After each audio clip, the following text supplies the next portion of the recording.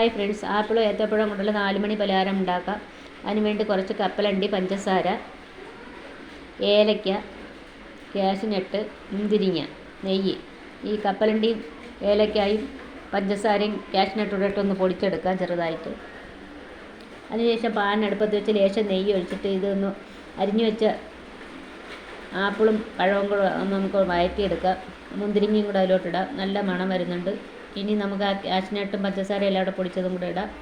നല്ലതുപോലെ വഴണ്ട് വരുന്നുണ്ട്. നെയ്യിൻ്റെ നല്ല മണമൊക്കെ വരുന്നുണ്ട്. രുചികരമായ 4 മണി പലഹാരം, നല്ല മധുരമുള്ള പലഹാരമാണ്. ഇനി 4 ബ്രെഡ് എടുത്തിട്ട് ഈ വഴറ്റിയെടുത്ത കൂട്ടിതിലേക്ക് ഒന്ന് ഫില്ല് ചെയ്തെടുക്കാം. ഇനി നമുക്ക് ലേശം നെയ്യ് ഒഴിച്ചിട്ട് ഇതൊന്ന് ഫ്രൈ ചെയ്തെടുക്കാം.